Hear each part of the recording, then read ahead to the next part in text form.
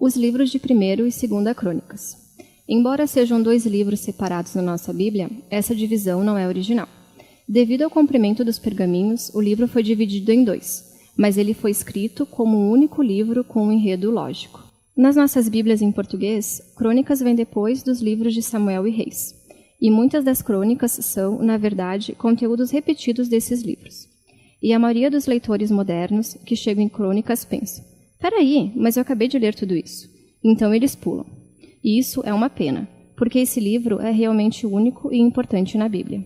Na ordem tradicional judaica da Bíblia, Crônicas é, na verdade, o último livro, porque ele resume todas as escrituras judaicas. A primeira palavra do livro é Adão, o primeiro personagem do começo da história, e o último parágrafo anuncia o retorno de Israel do exílio. Nós não sabemos quem escreveu esse livro, mas podemos dizer, por causa de detalhes dentro dele, que foi produzido por alguém que viveu algumas centenas de anos depois que os israelitas retornaram do exílio babilônico. Para esse autor, Jerusalém e o templo tinham sido reconstruídos fazia um tempo, e como lemos em Esdras e Neemias, as coisas não estavam indo bem. A grande esperança profética era que a cidade e o templo seriam reconstruídos.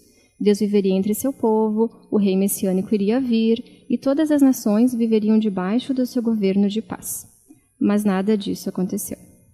O autor de Crônicas reformulou essas histórias de Davi, Salomão e dos reis do passado a fim de fornecer uma mensagem de esperança no futuro. E nós vamos ver que ele estruturou esse livro para enfatizar 2 temas claros. Primeiro, a esperança do futuro rei messiânico. E segundo, a esperança de um novo templo. Vamos nos aproximar e você vai ver esses temas permeando todo o livro. Primeiro, Crônicas começa com 9 capítulos de genealogias. Longas listas de nomes. Você vai ler isso e pensar que é muito chato. E talvez seja chato mesmo. Mas, na verdade, elas são muito, muito importantes. O autor aqui está resumindo todo o enredo do Antigo Testamento, nomeando todos os personagens-chave nas histórias. E enquanto ele faz isso, ele configura as genealogias para enfatizar 2 linhagens-chave. Primeiro, a linhagem do rei messiânico da promessa.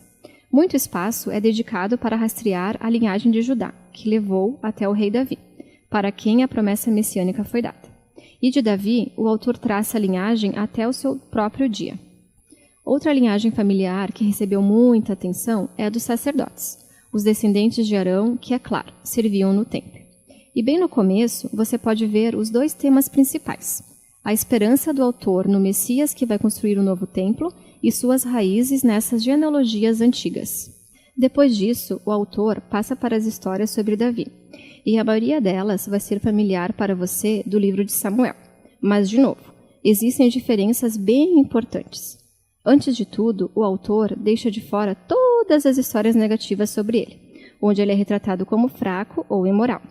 Então, Saul perseguindo Davi no deserto, a história do seu adultério com Betseba, o assassinato do seu marido, tudo isso se foi. E o que restam são as histórias que apresentam Davi como um cara legal. E não só isso. Também há um material adicional que você não encontra no livro de Samuel, que descreve Davi com aspectos muito positivos. Há um grande bloco de capítulos onde ele faz preparações para o templo. Ele levanta recursos, construtores, levitas, corais, e não só isso. O autor também o retrata como uma figura similar a Moisés. Deus dá planos de reconstruir o templo para Davi, assim como deu planos de reconstruir o tabernáculo para Moisés. Mas por que todo esse novo material sobre Davi? O autor não está tentando esconder as suas falhas. Ele sabe que qualquer um pode ler a respeito disso no livro de Samuel. Em vez disso, ele tenta retratar Davi como o rei ideal, a fim de fazer dele uma imagem ou um modelo para um futuro Messias da sua linhagem. É bem parecido como Jeremias ou Ezequiel falaram do futuro Messias, como um novo Davi. Isso fica mais claro ainda quando o autor reconta a história da promessa da aliança de Deus a Davi em 1 Crônicas 17. Quando você compara as histórias em um paralelo com 2 Samuel 7, você percebe que o autor de Crônicas está realçando que nem Davi, nem Salomão e nenhum dos reis da sua linhagem foram um rei messiânico. E quando o Messias enfim vier, ele será um rei como Davi.